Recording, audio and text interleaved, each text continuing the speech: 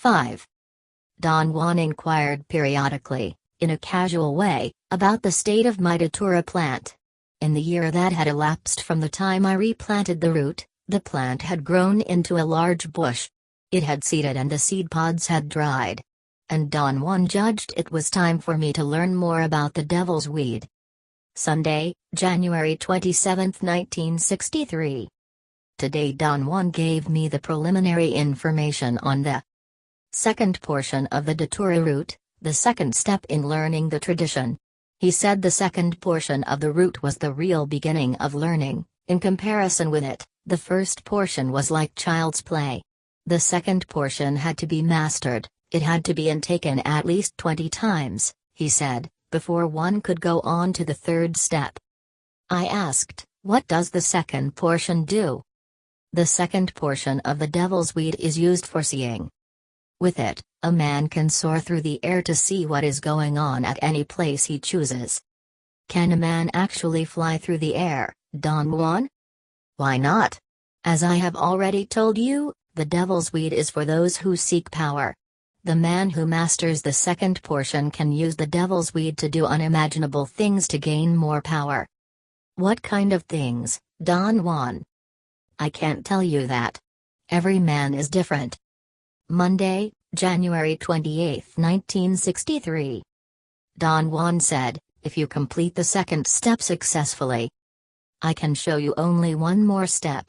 In the course of learning about the devil's weed, I realized she was not for me, and I did not pursue her path any further. What made you decide against it, Don Juan? The devil's weed nearly killed me every time I tried to use her. Once it was so bad I thought I was finished. And yet, I could have avoided all that pain. How?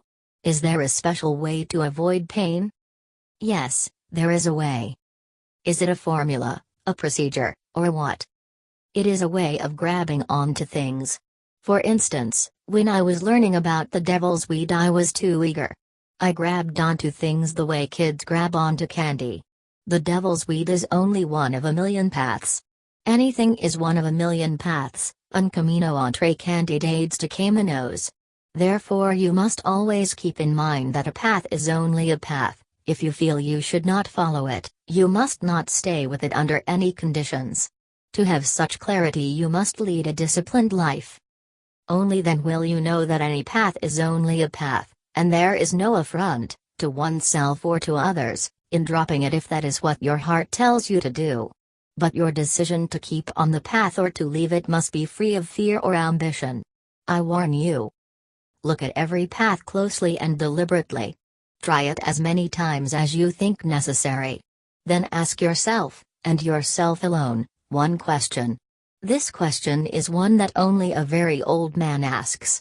My benefactor told me about it once when I was young, and my blood was too vigorous for me to understand it. Now I do understand it. I will tell you what it is. Does this path have a heart? All paths are the same, they lead nowhere. They are paths going through the bush, or into the bush. In my own life I could say I have traversed long paths, but I am not anywhere. My benefactor's question has meaning now. Does this path have a heart? If it does, the path is good, if it doesn't, it is of no use. Both paths lead nowhere, but one has a heart, the other doesn't. One makes for a joyful journey, as long as you follow it, you are one with it. The other will make you curse your life. One makes you strong, the other weakens you. Sunday, April 21, 1963. On Tuesday afternoon, 16th of April, Don Juan and I went to the hills where his datura plants are. He asked me to leave him alone there, and wait for him in the car. He returned nearly 3 hours later carrying a package wrapped in a red cloth. As we started to drive back to his house he pointed to the bundle and said it was his last gift for me. I asked if he meant he was not going to teach me any more. He explained that he was referring to the fact that I had a plant fully mature and would no longer need his plants. Late in the afternoon we sat in his room. He brought out a smoothly finished mortar and pestle. The bowl of the mortar was about 6 inches in diameter. He untied a large package full of small bundles, selected 2 of them, and placed them on a straw mat by my side. Then he added 4 more bundles of the same size from the pack he had carried home. He said they were seeds, and I had to grind them into a fine powder. He opened the first bundle and poured some of its contents into the mortar. The seeds were dried, round and caramel yellow in color. I began working with the pestle. After a while he corrected me. He told me to push the pestle against one side of the mortar first, and then slide it across the bottom and up against the other side. I asked what he was going to do with the powder. He did not want to talk about it. The first batch of seeds was extremely hard to grind. It took me 4 hours to finish the job. My back ached because of the position in which I had been sitting. I laid down and wanted to go to sleep right there, but Don Juan opened the next bag and poured some of the contents into the mortar. The seeds this time were slightly darker than the first ones, and were lumped together. The rest of the bag's contents was a sort of powder, made of very small, round, dark granules. I wanted something to eat, but Don Juan said that if I wished to learn I had to follow the rule, and the rule was that I could only drink a little water while learning the secrets of the second portion. The third bag contained a handful of live, black, grain weevils. And in the last bag were some fresh white seeds, almost mushy soft, but fibrous and difficult to grind into a fine paste, as he expected me to do. After I had finished grinding the contents of the 4 bags, Don Juan measured 2 cups of a greenish water, poured it into a clay pot, and put the pot on the fire. When the water was boiling he added the first batch of powdered seeds. He stirred it with a long, pointed piece of wood or bone which he carried in his leather pouch. As soon as the water boiled again he added the other substances one by one, following the same procedure. Then he added 1 more cup of the same water, and let the mixture simmer over a low fire. Then he told me it was time to mash the root. He carefully extracted a long piece of datura root from the bundle he had carried home. The root was about 16 inches long. It was thick, perhaps 1.5 inches in diameter. He said it was the second portion, and again he had measured the second portion himself, because it was still his root. He said the next time I tried the devil's weed I would have to measure my own root. He pushed the big mortar towards me, and I proceeded to pound the root in exactly the same way he had mashed the first portion. He directed me through the same steps, and again we left the mashed root soaking in water, exposed to the night air. By that time the boiling mixture had solidified in the clay pot.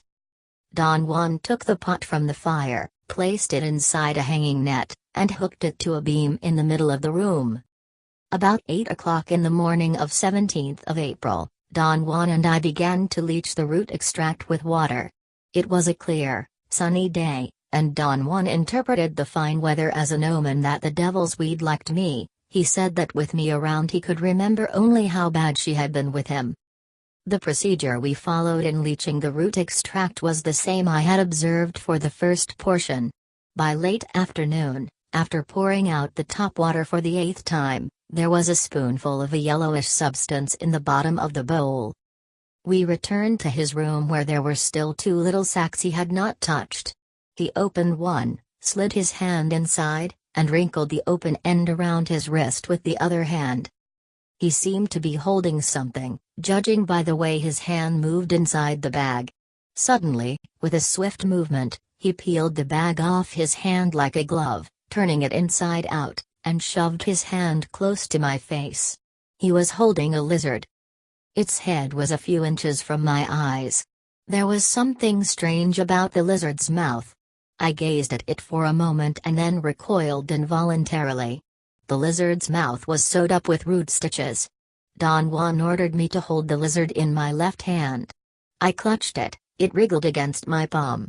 I felt nauseated. My hands began to perspire. He took the last bag, and, repeating the same motions, he extracted another lizard. He also held it close to my face. I saw that its eyelids were sewed together. He ordered me to hold this lizard in my right hand. By the time I had both lizards in my hands, I was almost sick. I had an overpowering desire to drop them and get out of there.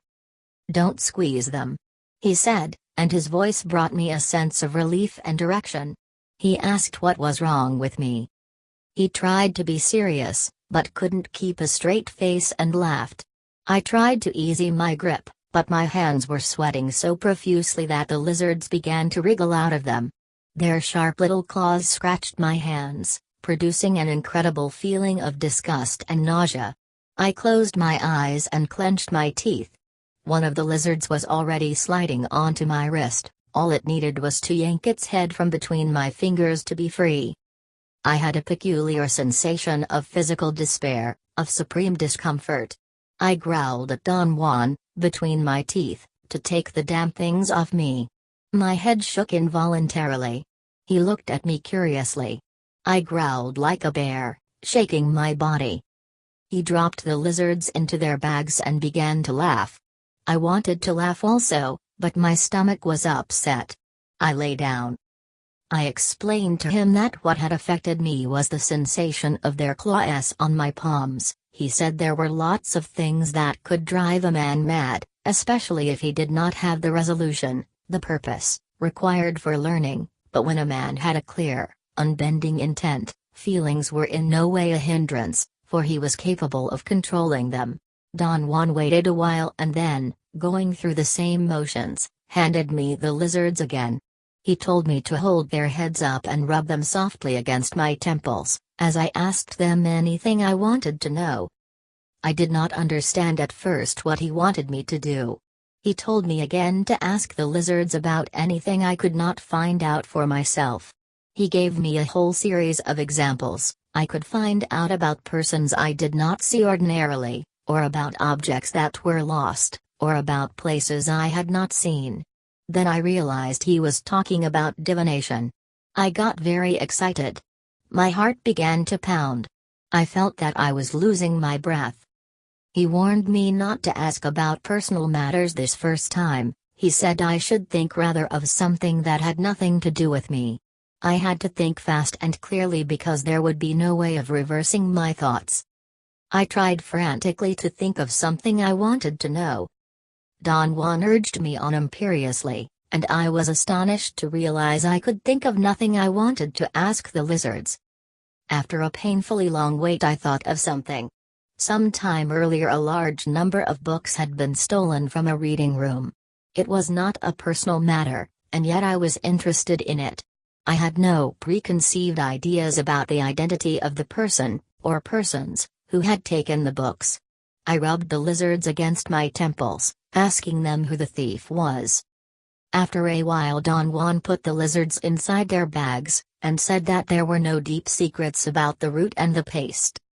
The paste was made to give direction, the root made things clear. But the real mystery was the lizards. They were the secret of the whole sorcery of the second portion, he said. I asked whether they were a special kind of lizard. He said they were. They had to come from the area of one's own plant, they had to be one's friends. And to have lizards as friends, he said, required a long period of grooming. One had to develop a strong friendship with them by giving them food and speaking kind words to them. I asked why their friendship was so important. He said the lizards would allow themselves to be caught only if they knew the man, and whoever took the devil's weed seriously had to treat the lizards seriously. He said that, as a rule, the lizards should be caught after the paste and the root had been prepared. They should be caught in the late afternoon. If one was not on intimate terms with the lizards, he said, days could be spent trying to catch them without success, and the paste lasts only one day. He then gave me a long series of instructions concerning the procedure to follow after the lizards had been caught. Once you have caught the lizards, put them in separate bags. Then take the first one and talk to her. Apologize for hurting her, and beg her to help you. And with a wooden needle sew up her mouth. Use the fibers of agave and one of the thorns of a cholla to do the sewing. Draw the stitches tight. Then tell the other lizard the same things and sew her eyelids together. By the time night begins to fall, you will be ready. Take the lizard with the sewed-up mouth and explain to her the matter you want to know about. Ask her to go and see for you, tell her you had to sew up her mouth so she would hurry back to you and not talk to anyone else. Let her scramble in the paste after you have rubbed it on her head, then put her on the ground. If she goes in the direction of your good fortune, the sorcery will be successful and easy. If she goes in the opposite direction, it will be unsuccessful. If the lizard moves towards you, south, you can expect more than ordinary good luck, but if she moves away from you, north, the sorcery will be terribly difficult. You may even die.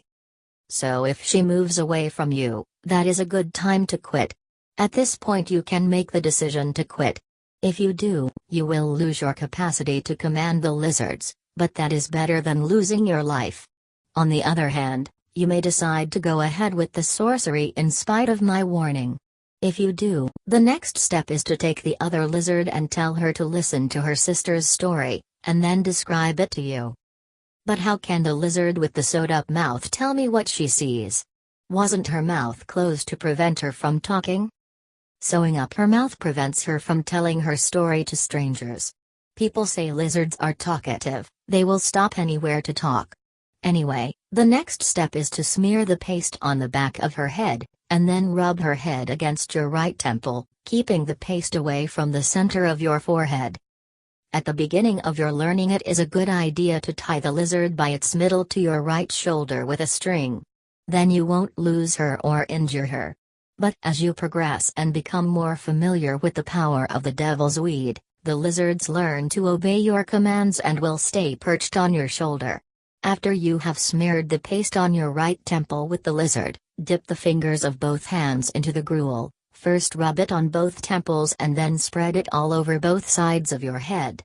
The paste dries very fast, and can be applied as many times as necessary. Begin every time by using the lizard's head first and then your fingers. Sooner or later the lizard that went to sea comes back and tells her sister all about her journey, and the blind lizard describes it to you as though you were her kind. When the sorcery is finished, put the lizard down and let her go, but don't watch where she goes. Dig a deep hole with your bare hands and bury everything you used in it.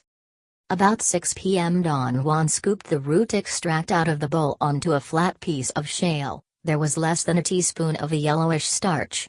He put half of it into a cup and added some yellowish water.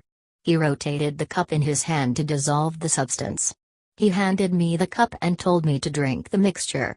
It was tasteless, but it left a slightly bitter flavor in my mouth. The water was too hot and that annoyed me. My heart began pounding fast, but soon I was relaxed again. Don Juan got the other bowl with the paste. The paste looked solid, and had a glossy surface. I tried to poke the crust with my finger, but Don Juan jumped toward me and pushed my hand away from the bowl.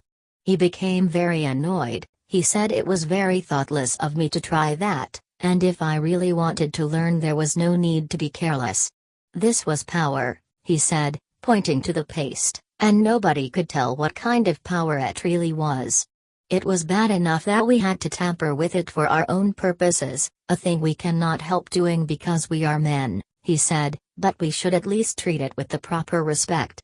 The mixture looked like oatmeal. Apparently it had enough starch to give it that consistency. He asked me to get the bags with the lizards. He took the lizard with the sewed-up mouth and carefully handed it over to me. He made me take it with my left hand and told me to get some of the paste with my finger and rub it on the lizard's head and then put the lizard into the pot and hold it there until the paste covered its entire body. Then he told me to remove the lizard from the pot.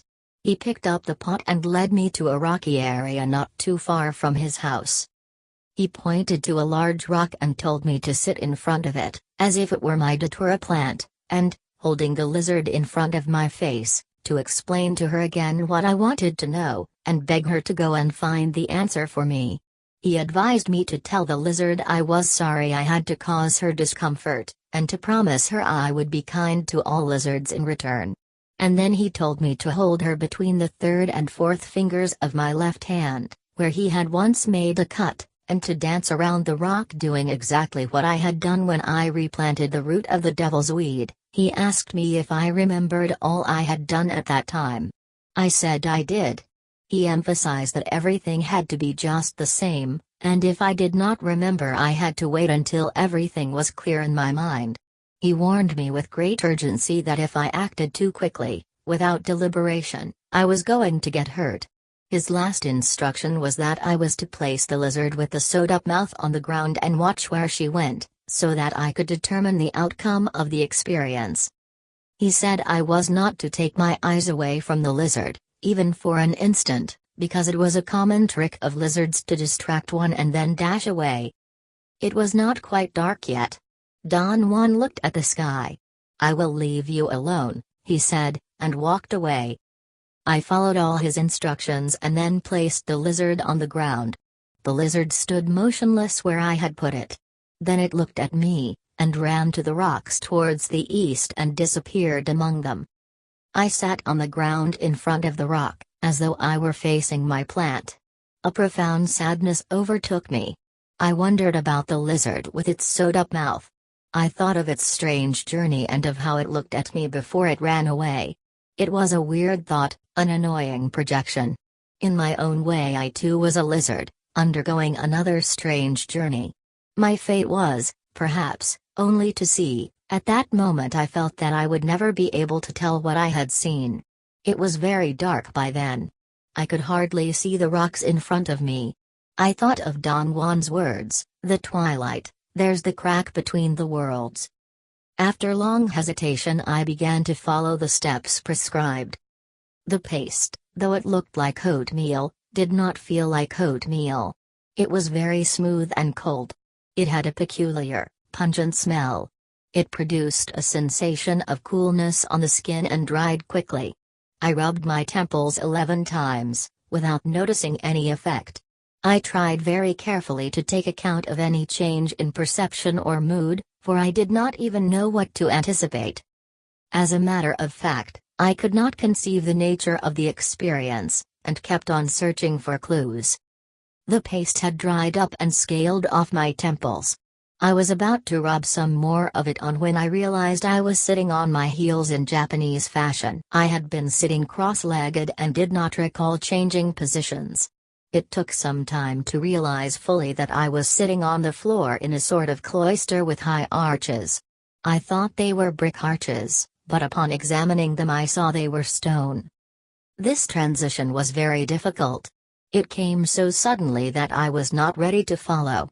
My perception of the elements of the vision was diffused, as if I were dreaming.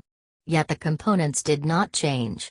They remained steady, and I could stop alongside any one of them and actually examine it. The vision was not so clear or so real as one induced by peyote. It had a misty character, an intensely pleasing pastel quality. I wondered whether I could get up or not, and the next thing I noticed was that I had moved. I was at the top of a stairway and a friend of mine, was standing at the bottom. Her eyes were feverish. There was a mad glare in them. She laughed aloud with such intensity that she was terrifying. She began coming up the stairs. I wanted to run away or take cover, because she'd been off her rocker once. That was the thought that came to my mind. I hid behind a column and she went by without looking. She's going on a long trip now, was another thought that occurred to me then, and finally the last thought I remembered was, she laughs every time she's ready to crack up. Suddenly the scene became very clear. It was no longer like a dream. It was like an ordinary scene, but I seemed to be looking at it through window glass. I tried to touch a column but all I sensed was that I couldn't move, yet I knew I could stay as long as I wanted, viewing the scene. I was in it and yet I was not part of it. I experienced a barrage of rational thoughts and arguments. I was, so far as I could judge, in an ordinary state of sober consciousness. Every element belonged in the realm of my normal processes. And yet I knew it was not an ordinary state. The scene changed abruptly. It was nighttime. I was in the hall of a building. The darkness inside the building made me aware that in the earlier scene the sunlight had been beautifully clear. Yet it had been so commonplace that I did not notice it at the time. As I looked further into the new vision, I saw a young man coming out of a room carrying a large knapsack on his shoulders. I didn't know who he was, although I had seen him once or twice. He walked by me and went down the stairs. By then I had forgotten my apprehension, my rational dilemmas. Who's that guy? I thought. Why did I see him? The scene changed again and I was watching the young man deface books. He glued some of the pages together, erased markings, and so on. Then I saw him arranging the books neatly in a wooden crate. There was a pile of crates. They were not in his room, but in his storage place. Other images came to my mind, but they were not clear. The scene became foggy. I had a sensation of spinning. Don Juan shook me by the shoulders and I woke up. He helped me to stand and we walked back to his house. It had been 3.5 hours from the moment I began rubbing the paste on my temples to the time I woke up, but the visionary state could not have lasted more than 10 minutes. I had no ill effects whatsoever. I was just hungry and sleepy. Thursday, April 18, 1963. Don Juan asked me last night to describe my recent experience, but I was too sleepy to talk about it. I could not concentrate. Today, as soon as I woke up, he asked me again. Who told you this girl H had been off her rocker? He asked when I finished my story. Nobody. It was just one of the thoughts I had. Do you think they were your thoughts? I told him they were my thoughts, although I had no reason to think that H had been sick. They were strange thoughts. They seemed to pop up in my mind from nowhere. He looked at me inquisitively. I asked him if he did not believe me. He laughed and said that it was my routine to be careless with my acts. What did I do wrong, Don Juan? You should have listened to the lizards. How should I have listened? The little lizard on your shoulder was describing to you everything her sister was seeing. She was talking to you. She was telling you everything, and you paid no attention. Instead, you believed the lizard's words were your own thoughts. But they were my own thoughts, Don Juan. They were not. That is the nature of this sorcery. Actually, the vision is to be listened to, rather than looked at. The same thing happened to me. I was about to warn you when I remembered my benefactor had not warned me. Was your experience like mine, Don Juan? No. Mine was a hellish journey. I nearly died. Why was it hellish? Maybe because the devil's weed did not like me, or because I was not clear about what I wanted to ask. Like you yesterday. You must have had that girl in mind when you asked the question about the books. I can't remember it. The lizards are never wrong, they take every thought as a question. The lizard came back and told you things about H no one will ever be able to understand, because not even you know what your thoughts were. How about the other vision I had? Your thoughts must have been steady when you asked that question. And that is the way this sorcery should be conducted, with clarity. Do you mean the vision of the girl is not to be taken seriously? How can it be taken seriously if you don't know what questions the little lizards were answering? Would it be more clear to the lizard if one asked only one question? Yes, that would be clearer. If you could hold one thought steadily. But what would happen, Don Juan, if the one question was not a simple one? As long as your thought is steady, and does not go into other things, it is clear to the little lizards, and then their answer is clear to you. Can one ask more questions of the lizards as one goes along in the vision? No. The vision is to look at whatever the lizards are telling you. That is why I said it is a vision to hear more than a vision to see. That is why I asked you to deal with impersonal matters. Usually, when the question is about people, your longing to touch them or talk to them is too strong, and the lizard will stop talking and the sorcery will be dispelled. You should know much more than you do now before trying to see things that concern you personally. Next time you must listen carefully. I am sure the lizards told you many things, but you were not listening. Friday, April 19, 1963. What were all the things I ground for the paste, Don Juan? seeds of devil's weed and the weevils that live off the seeds. The measure is 1 handful of each. He cupped his right hand to show me how much. I asked him what would happen if one element was used by itself, without the others. He said that such a procedure would only antagonize the devil's weed and the lizards.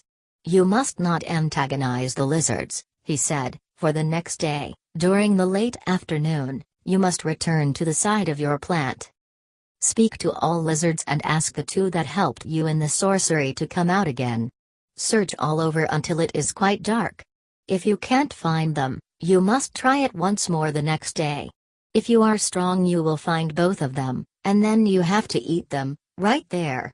And you will be endowed forever with the capacity to see the unknown. You will never need to catch lizards again to practice this sorcery. They will live inside you from then on. What do I do if I find only one of them? If you find only one of them, you must let her go at the end of your search. If you find her the first day, don't keep her, hoping you will catch the other one the next day. That will only spoil your friendship with them. What happens if I can't find them at all? I think that would be the best thing for you.